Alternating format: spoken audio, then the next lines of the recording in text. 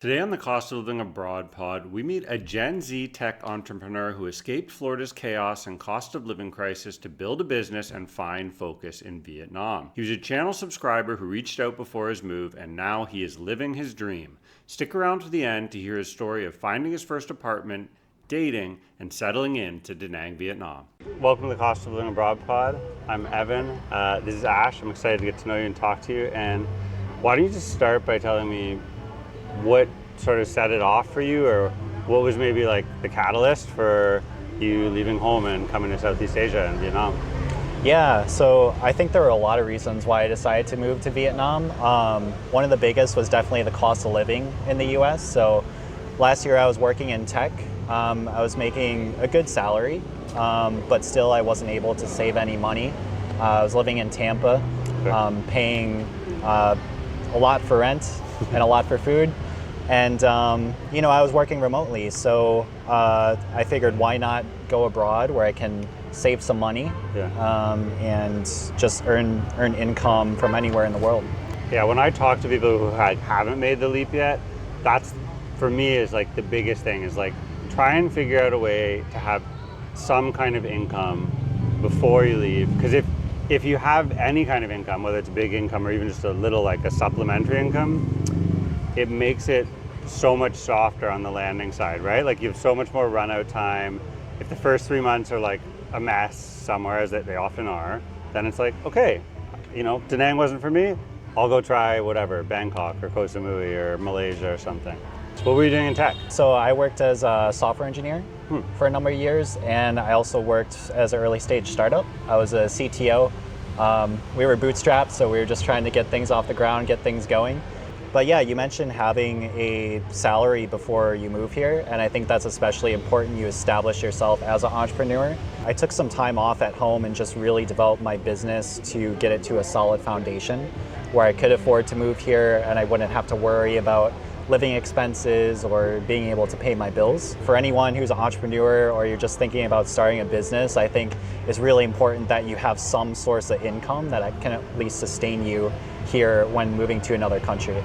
I think that the income thing is probably better than savings. Like people always want to know, like, what's the number? How much do I need in my bank account? And it's like, I don't think you need like anything. Obviously you want more than zero, but I don't think there's a number that feels safe, like a FIRE type number. It's like, oh, if you have 10,000, if you have 100,000, if you have a million. It's more just about like, if you know what your cost of living is, roughly, and you know that your income is greater than that, then you're fine, right? Then you're at least somewhat stress-free. What would you say your cost of living, like the ratio is? Like you arrived here about 2 months ago, you said. Relative to Tampa, how cheap is Da Nang?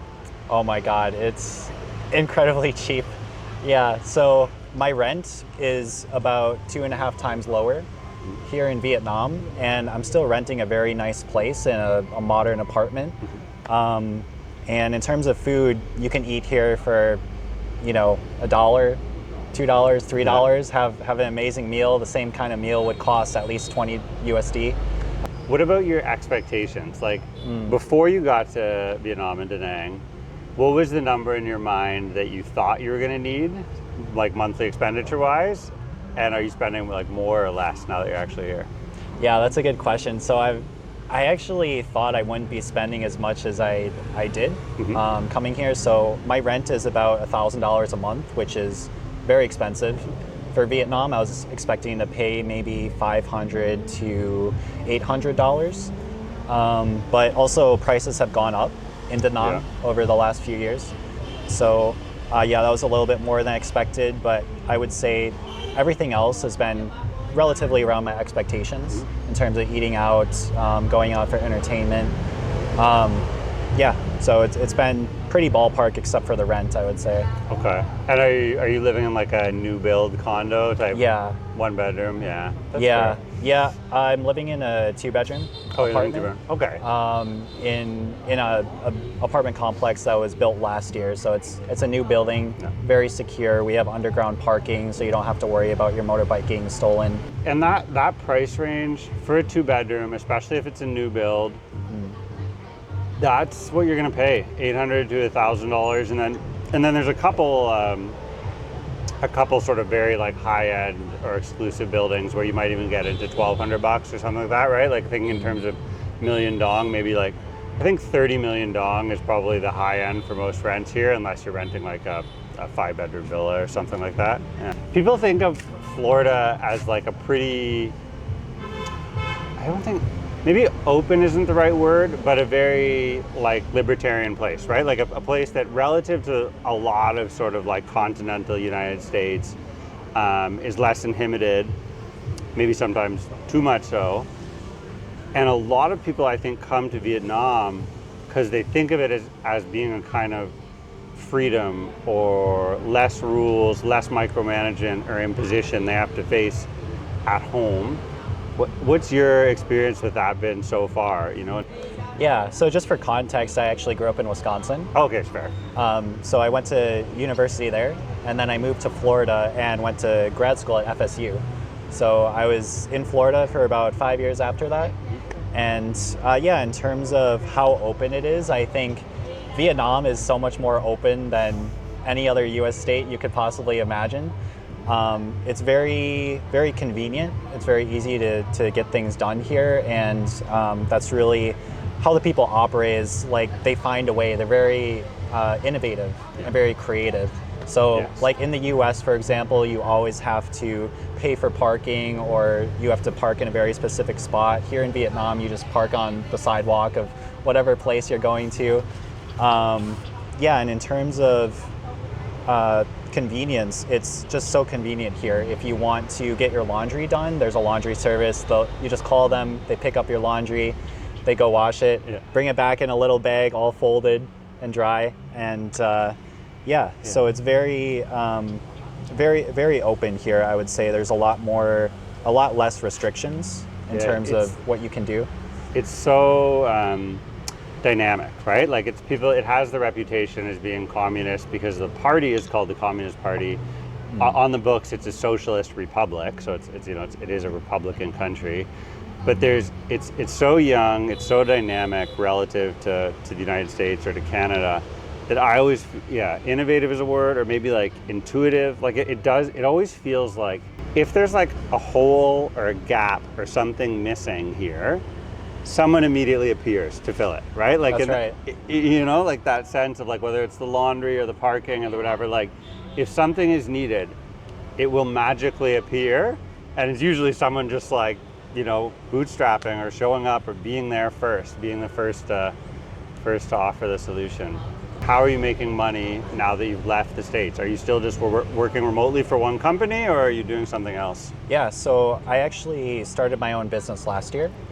So what I do is I'm a focus facilitator and guide. So I help entrepreneurs who struggle with focus, are very distracted. I help them build systems to help them get into flow and focus.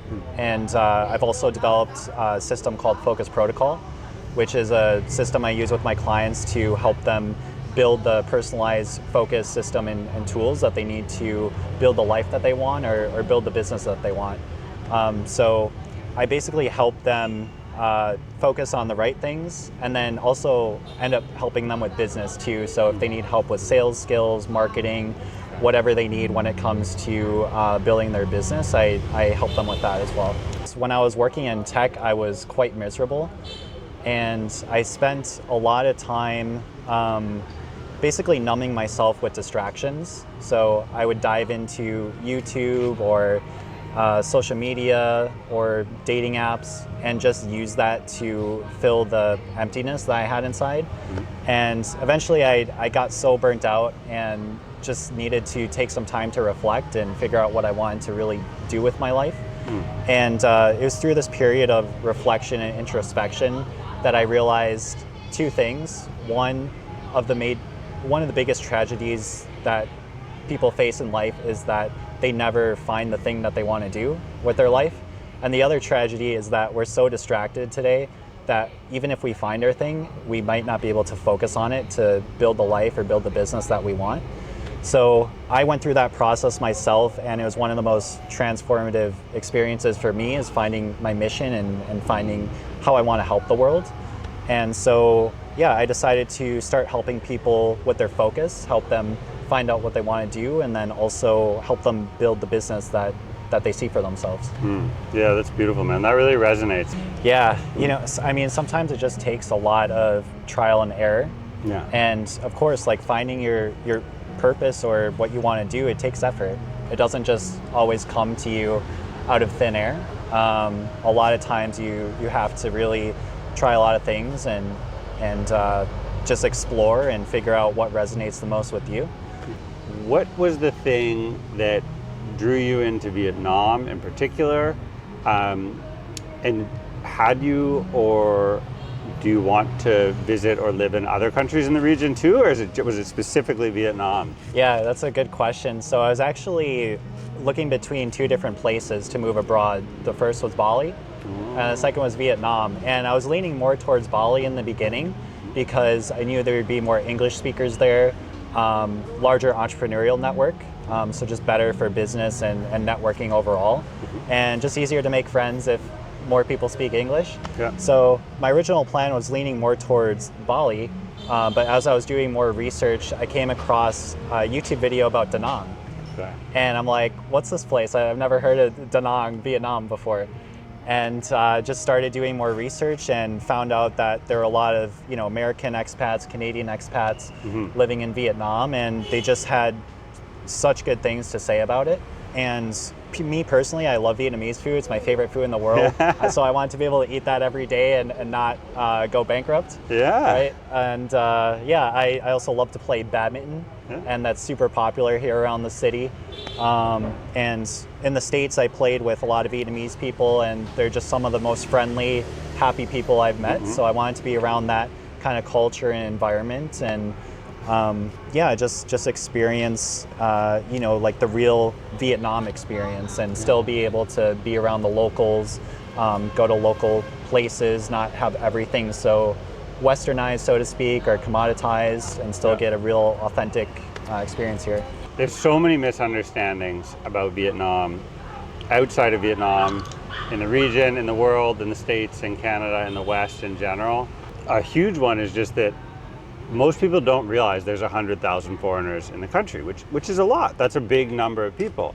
But then the broader context of that is that I think most people, unless they look it up, have no clue that Vietnam has 100 million people, and have no idea how long and humongous geographically of a country it is, right? There's like 1,300 kilometers of coastline. Yeah. Regional dialects, you know, people look different and sound different and dress different in different parts of Vietnam. Whereas before I got here, small but real cultural ties, things like food or having met people or badminton, that actually drew you in. Has it lived up to expectations? Has it surpassed? Like, what's your feeling now that you're here compared to maybe what your previous conception of it was? Yeah, you know, I also did a lot of research before moving here, and I watched a lot of YouTubers, so yourself, interviewing other people, get a good idea of, you know, what it'd be like to live here. So besides the things I like badminton and Vietnamese food, I also got a good feeling of what is it like to live here before moving here. And I learned about all the scams before I moved here, so I wouldn't get scammed when I first got here too. So yeah, I would say I was pretty prepared when I moved here, and I was 99% sure I was gonna love this country.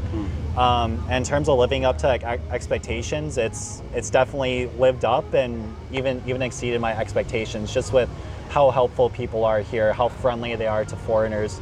You know, even if you don't speak the same language, they're willing to go way out of their way to help you. Yeah. I'll give you an example. So I left my gas tank cap for my motorbike at the gas station. I went there the next day and I couldn't find it, and this couple overheard me talking to them. And they're like, yeah, just follow us. We'll take you to a shop to go buy a new one. Yeah. So just got on our motorbikes. They took me around the city, took me to a dealership to buy a new motorbike cap. And yeah, just things like that happen all the time. Like, you know, people go way out of their way to help you and are very welcoming, very accommodating. They'll invite you to their house to eat, invite you for dinner. So if you're thinking about moving to Vietnam, I actually made a 60-minute masterclass. This is really for people who are like on the fence, unsure if it's for you or not. It's an entry point into the basic setup and logistics of your first 30 to 180 days here. It's linked in the channel description, so you can find it there. I did a lot of traveling in the north before I sort of like settled down, and just always it's like inviting you into their home. It's not a hearth, it's more of like a mat on the floor and sitting in a circle style, but that's what it feels like to me, this idea of like, come into my family home, sit at my hearth, you know, eat with me, drink with me. Like, people in this country have been so incredibly welcoming, and I mean, that's why I've ended up staying for how many years I have. What have the biggest struggles been so far with language? So I'd say that's one of the biggest barriers here is obviously the language barrier, especially where I live because I'm city side in Da Nang. So I live by all the locals. There are really no expats or foreigners living there. So most people speak no English or very little English. So in order to communicate, we usually have to use translator over there. And yeah, so I would say that's the biggest barrier is just the language barrier. But Vietnamese people are very patient with you. They'll help you out even if you're not speaking Vietnamese. But they will like you more if you try to speak some Vietnamese, of course. But yeah, basically just using translator when I need to, and using Vietnamese where I can. People here really, like, vocally and visually get excited if foreigners try and speak Vietnamese, right? No matter how terrible it is, they literally are like, they're like fired up for, you're like proud, they're so proud of it, right? They're proud of the language. Yeah. They're definitely still excited and proud to have visitors and guests like us here. Are you planning on living abroad or nomadically, you know, for another decade, or is this just a pit stop along the way? Like, how do you see it in your big plans? I like to approach traveling a little differently than most people. I'm not someone who likes to hop around every couple of weeks or spend a month in one country and then a month in another country.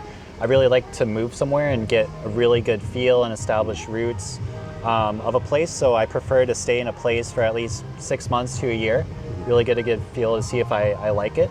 But I came here with the intention of living here long term, and that's my plan, is to stay in Vietnam long term. So that could be forever. It could very well be. It could be a few years, right? So yeah, and I'm living in Da Nang right now. I may go to Saigon, try living there for a little bit, see what it's like.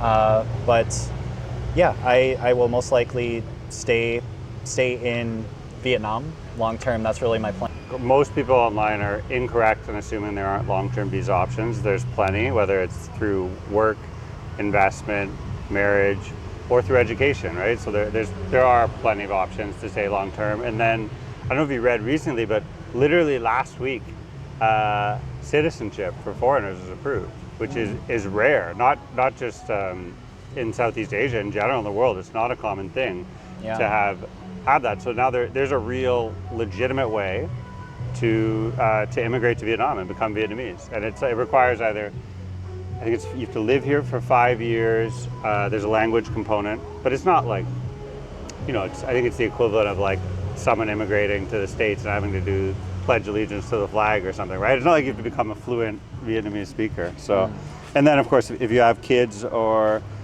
a spouse too. So it's pretty cool, pretty interesting shift.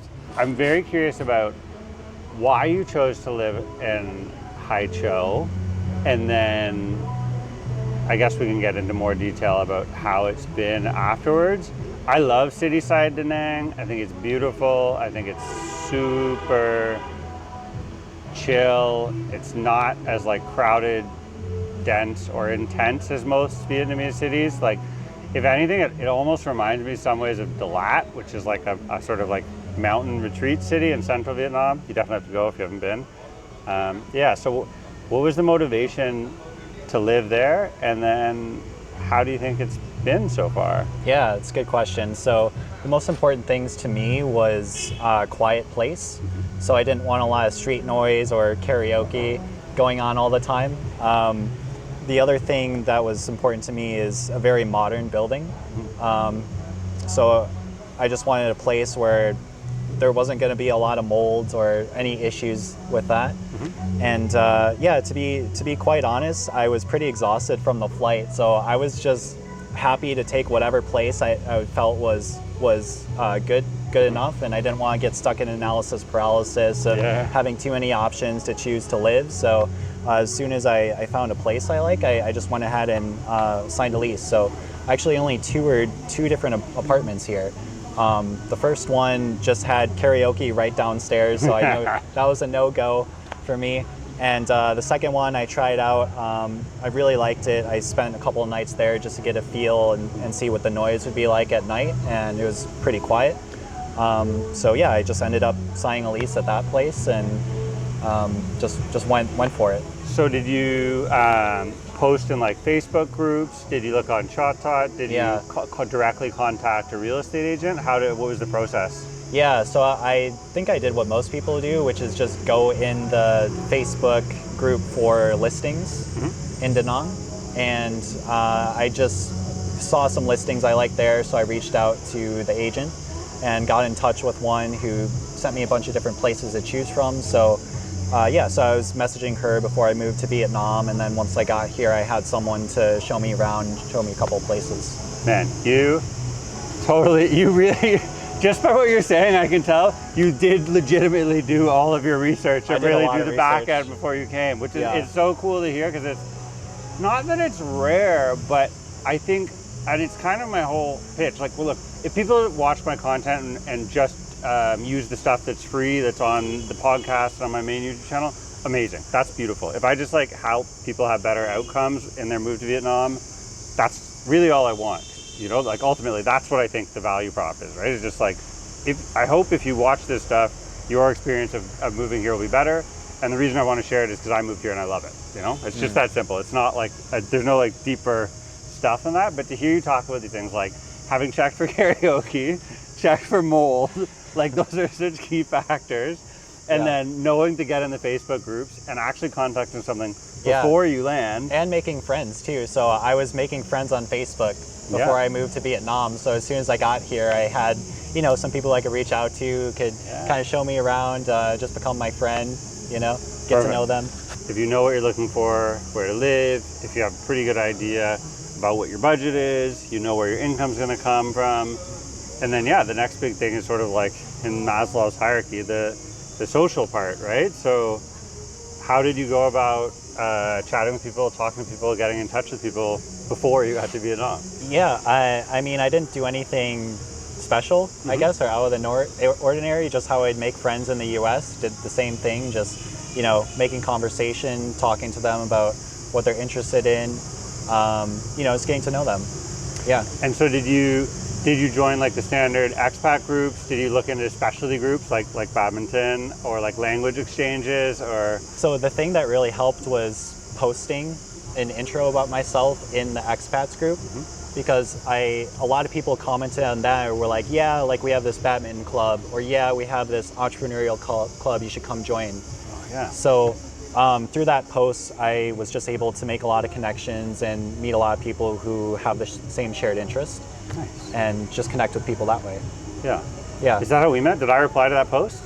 I think so. I definitely saw something. Yeah. I can't remember what. I definitely saw something you posted and replied to it. Or maybe I reached out to you and I was like, hey, I watch your YouTube videos. I can't remember. Either way, it was definitely through Facebook, for right. sure. Yeah. And the thing about Vietnam is everyone uses Facebook here.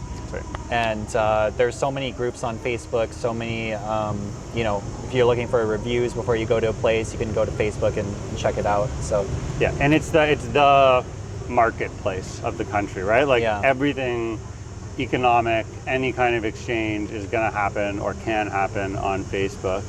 Follow-up question. I saw in your like Facebook or Instagram or one of your reels or something today, you were at some kind of, were you like a talk or an event or something this morning? It was an event at a co-working space, basically for entrepreneurs to help them develop better systems to get clients. So basically it was a talk on how to book more calls for your business as a coach, how to do smarter outreach strategy. So it was just a free workshop that the co-working space hosted in Da Nang. What was is it called the co-working space? No, it's called Synergy. Synergy. Oh, nice. When I sort of like give a broad, not specific advice, like broad general advice, I'm usually like, find a service department in An Tung for a couple weeks, right? The touristy, the expat, where everyone's going to speak English and it's going to be super easy. Find a place there for a week or two. nothing long term, in your first 30 days, then look around the city, explore, find what's right for you. Do you find yourself still going to Antung, into the sort of tourist expat zone for social events, for going out at night, for nomad meetups? To be honest, no, but that's just me. I didn't want to be surrounded by just foreigners or expats. I really wanted to be around more local people, and just have that like real Vietnam experience, so to speak. I didn't want to be in a very touristy area. And so yeah, I knew I didn't want to go to like the hot tourist spot here on the beach side, even though it's very nice. I find that whenever I come over here, there's a lot more pitching that's done to you. So people always trying to like sell you something, whether it's like coffee or renting a motorbike, and that gets quite annoying after a while. And I don't really experience that living on the city side because it's just all local people. The first 3 months we spent up here, which was not technically in Hoi An Old Town, but it was in An Bang Beach, I found it very frustrating. My wife didn't, right? Her experience as a Vietnamese person moving there was that they knew she was from Saigon and were really friendly and warm and welcoming to her. And we're like, that's so cool that you moved from Saigon to our town. Tell us about it. My experience was like, I really felt the the instant tourist burnout. You've probably done yourself a huge favor in that sense, right? Like a lot of people who are gonna have the classic sort of burnout and last 3 months to 6 months and then never come back. That's what's gonna happen to them, right? They're gonna end up in an expat or a tourist bubble, start to be repelled by it, and then never break, right? Like never break through it into the rest of the place, the rest of the country, the rest of the experience. Yeah, and the thing about Da Nang is it's pretty easy to get around. And it's not a massive city like Saigon. So, I can be to the beach in 15 minutes if I want, which a lot of people say is a lot of time, but I feel like that's not bad. No. Are you closer or farther from the ocean than you were in Tampa? I am closer. There you go. Yeah. Yeah, no, in Florida, I had to drive like 45 minutes to get to a real beach because I was in Tampa, but the beaches are 45 minutes west in St. Pete. What's been the biggest misconception or the thing that people get wrong? Stereotype, whatever. I would say some people told me Vietnam has trash everywhere and it's very dirty. And after spending some time here and living here, I feel it's actually pretty clean most places. You don't see a ton of trash on the streets, especially in Da Nang. I feel like it's pretty clean overall. How much of Vietnam have you seen in the last 2 months? Have you been able to travel out a bit and see other cities, other places? Since I'm staying here long term, I'm not... Oh my God. Oh wait, man, imagine if we were, should say, we're getting close actually. It's almost 4. Okay. By 4:30 or 5, this street will be loud. Oh yeah. Fucking loud. Okay. Anyways, whatever. Since I'm staying here long term, I'm not really in a rush to see everything. I like to really discover the city I'm living in and get a good feel for it. So most of my time has been exploring Da Nang and getting to know this city. I was in Saigon last week, and that was definitely a big city experience. Yeah. So yeah, a little more dirty, but the English is a lot better there. They're a lot more fluent. Still very friendly people, very welcoming. What do you think about the sort of energy and the feeling of Saigon as an entrepreneur? Do you think that it has more of an appeal to you than a place like Da Nang? Depends more on your personality, and does a busy environment, a chaotic environment fire you up, or does it drain you? And for me, I think overall being in a very busy, fast-paced city would more drain me over time than excite me. Even if there are more people there, more entrepreneurs, I just like to have a more calm, peaceful environment and just have a place where I can be intense with work, but I can be a little more relaxed with my personal life and just driving around the city, just having more nature and spots to unwind. So yeah, I think it's more a personality thing. It just depends if you want, like, you prefer a faster pace city or you like a little more relaxed, laid back vibe. Yeah, I think that's very astute, man. That's a very wise beyond your years thing to say. Saigon has a very particular energy to it, and it is like intent, high heart rate all the time. Vietnam in general is just high heart rate, like very stimulating. Everywhere you go, even at the billiards places, they'll be playing like this house techno music. Yes. You know, very like intense, like, you know, and you know, of course everyone's caffeinated, so they're always, you know, stimulated. Vietnamese men my age and up consume a massive amount of beer and cigarettes. But sometimes it seems like no one else in the country does, right? Like all of the people under 30, they always seem to drink coffee, bubble tea. I mean, there's some drinking, sure, but not a lot. Yeah. And there's very little cigarette smoking. So these things that sort of get deemed to be like Vietnamese, or like, and statistically like they are, it's really like a portion of the culture, like a faction of it. I don't know, maybe just a single demographic. Yeah. To be honest, just driving around on a motorbike in the streets of Da Nang is enough stimulation for me for the entire day. If you're not used to driving a motorcycle or a motorbike, especially in a foreign country, it's a wild experience. Yeah, very exciting and chaotic. How do you feel like you've changed or grown as a person in your first couple months here? Is this your first time living abroad outside America? Yes, this is my first time moving abroad and living somewhere long term. Beautiful. I would say I just feel more at home here. My soul feels more at home and more at peace. I definitely value a more traditional conservative culture, and that's also one of the reasons why I moved away from the West, is just all the degeneracy that's happening over there. Just, you know, the selfishness of the culture and the companies. I feel more at home because people actually really care about each other and really help each other genuinely. So I think it just feels a little more natural to me, a little more at home, and I can open up and I guess just be more myself here, or the self I want to be, and be that kind of person who also goes out of their way to help other people and care about other people, because it's really appreciated here in Vietnam. The Buddhist background long term and the communist background short term are communal. They're not individual, right? And for whatever reasons, I've only been here 6 years, which is nothing in terms of Vietnam's history. It's just skimming the surface, right? But I really feel that way too. Like, for whatever various cultural precursors have existed, this culture, this place is much more tight-knit and woven together in terms of community, culture, and just group social dynamics are way tighter here. That kind of fraying or falling apart feeling that you feel in the isolation and sort of solipsism at home in the West, it doesn't hit the same way, right? It's one of the things that where the culture shock really just sort of like...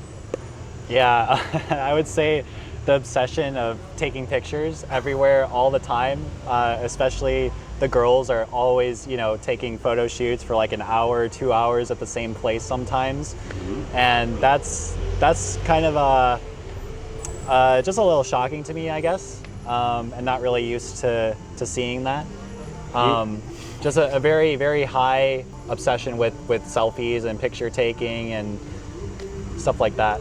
And even on the beach, it's funny, like I saw a guy with his girl taking pictures of his girlfriend, probably for an hour and a half, holding up the little reflector in one hand and the phone in the other. I haven't seen it as much here, but I think one of the things that will probably really come here soon, that you see a ton of in China, is you'll go to places like, you know, the big sort of vistas or famous views, and there's just like a literal line of people with cameras on tripods with like whatever, you know, obviously we're people with cameras on tripods, so I don't want to like say like I'm not a part of this, but individuals with like their phone on a tripod live streaming for hours, selling or dancing or just talking or whatever. Well, I think a good part of that is Vietnamese seem like they have no social anxiety around doing that, and everyone's just super comfortable with doing their own thing out in public for stuff like taking pictures, taking videos. I think that's a positive aspect. They're not worried about what will other people think, will they judge me, like that. I think it's very accepted just to have that in the culture. Okay.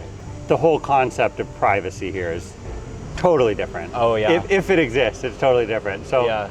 it's not that they don't respect your privacy. They literally don't understand the concept of privacy, personal space. The biggest one is there's no personal space here.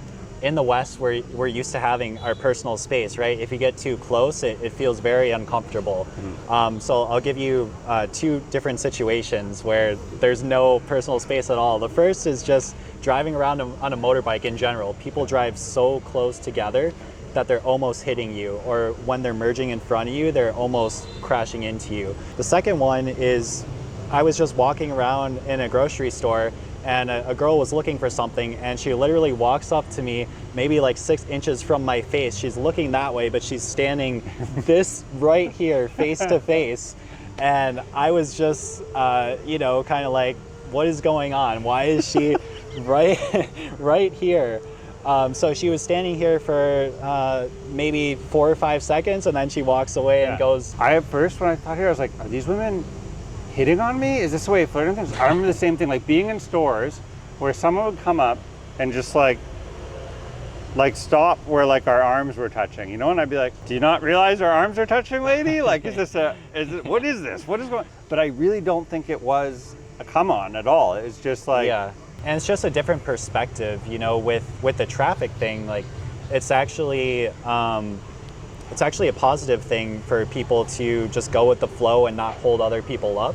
That would be seen as rude if you're keeping a lot of space, that in a way you're not allowing people to flow or get to where they need to be. So I think it's just a cultural difference that we have, whereas we value more personal space, but here, since it's more communal, they just value everyone being able to get to where they need to go and not holding other people back. Yeah, it's like no one looks over their shoulder here on the motorbikes, because the idea is like everyone is always merging, right? Like it's 100% of the time everyone is merging. So you should just be going forward and merging into the space in front of you. If you're not, you're doing something wrong, right? Yeah. If you're stopping, if you're slowing down, if you're looking over your shoulder, you might feel safe, but you're actually holding them up. Or it's like the horn thing, right? The horn here is a signal that someone is there. They're giving you an oral signal, hey, I'm here. Not angry, not bad, not road rage, not swearing at you, not aggressive. Yeah. Just this is a signifier that I'm in this place. The visa process, what visa you're on, how it was for you.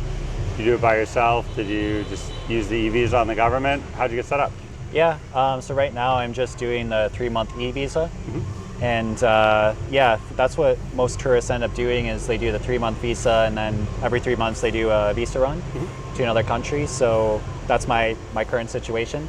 People get annoyed at me sometimes for saying this, but I think especially your first 180 days, it's the lowest risk, the least friction, the least amount of money, the least amount of time, and it's just hard. Maybe it's hard to accept before you get here that it's not a problem, because in some other places it is. The visa runs aren't a problem. They're okay. It's accepted. And the way the government works here, if it wasn't accepted, they'd tell us, and then it wouldn't be accepted, right? Like, are you going to do? Are you planning on doing any trips or travel? Are you going to like go to Malaysia or Bangkok or Chiang Mai or something? So I'm actually planning to go back to the U.S. To go visit family, bring some stuff with me that I didn't bring on the initial move. Yeah, a lot of people also do a visa run to Bangkok, Thailand, and so they can just even come back the same day if you want to, just do a round trip flight. Dipped your toes into dating yet? Have you been on the dating apps? Have you talked to locals or other expats? Have you just you're pretty recent arrival. Yeah, I mean, I'm pretty new here, but I've gone on dates with some girls here, gone out, and I'm more traditional and like to take things slow as well. So I think it's a good match for what I'm looking for and for my energy. But yeah, in general, Vietnamese women, they're more traditional, especially compared to the West.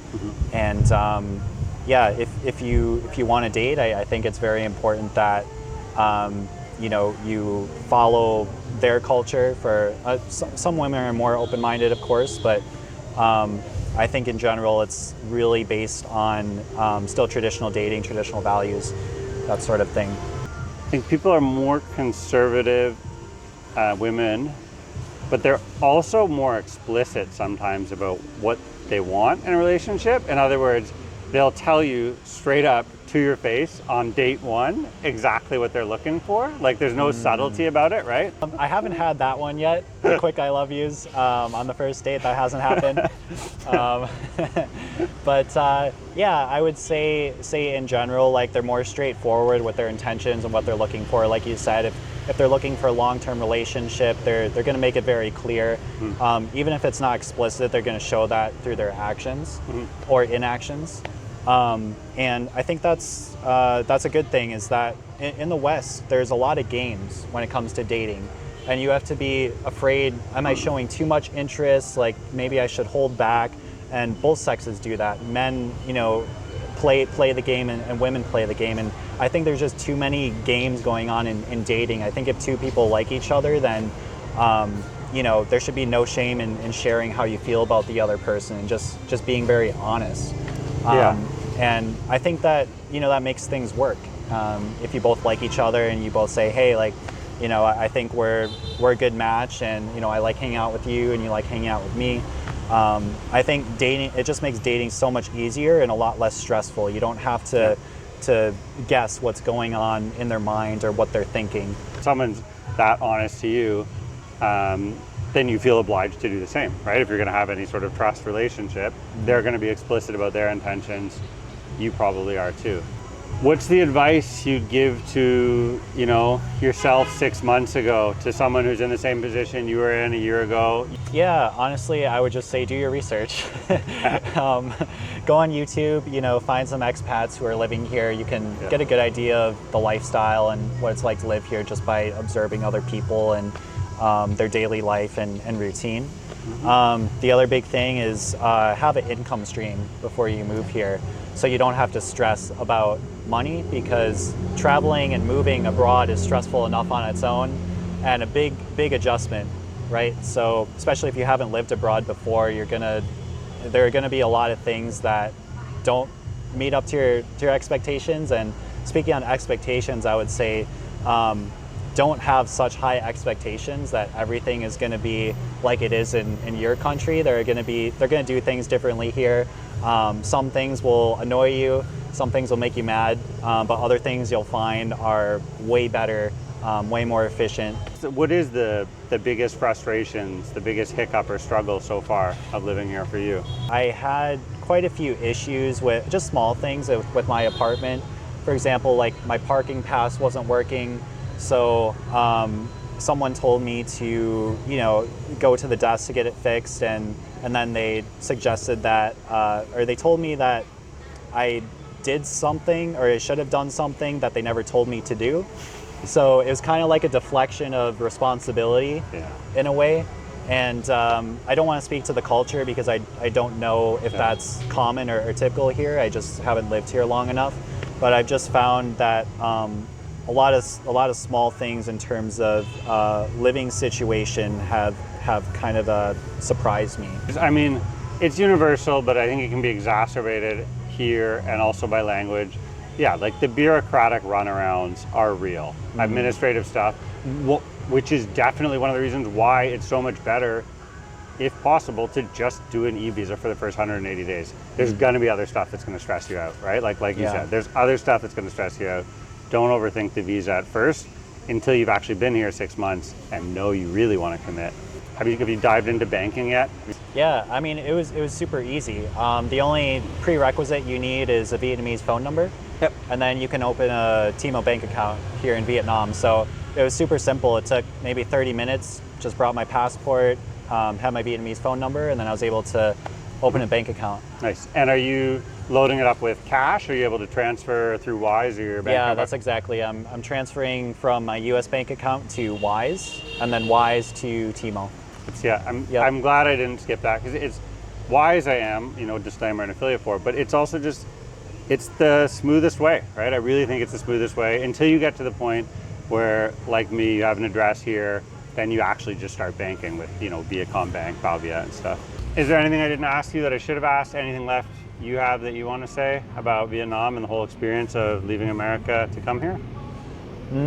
I would say if you're worried about cash, it's in terms of getting more cash while you're here, if you have a bank account, specifically Timo, you're able to withdraw cash from that account. So you don't need to worry about bringing, a ton of cash with you when you first move here. And you're using it for QR and like. Yeah, I use QR code Momo. for larger purchases, but for food and coffee, I mainly do cash. You do cash? Okay, interesting. Where can people find you? How do they get in touch with you? How do they get your help with focus with your business, or just to reach out? Yeah, so if you're struggling with focus, or if you're an early stage entrepreneur wanting to build your business, I can definitely help you with that. So you can go to my website, it's ashjones.com, and I have a free focus audit there that will help you reflect on your distractions and your current goals and what you're looking for. And if I feel like it's a good fit and I can help you, then we can hop on a call and explore working together. Beautiful. I might do that. Yeah. I'm still having some trouble focusing, Yeah. 2 YouTube channels at once, too much. Yeah. All right, thanks everyone so much for watching and listening to the Cost of Living Abroad pod. You can also find us on Spotify or Apple Podcasts. It's a video over my left shoulder, my right shoulder. It's Ash Jones will be linked below, as well as the costoflivingabroad.com.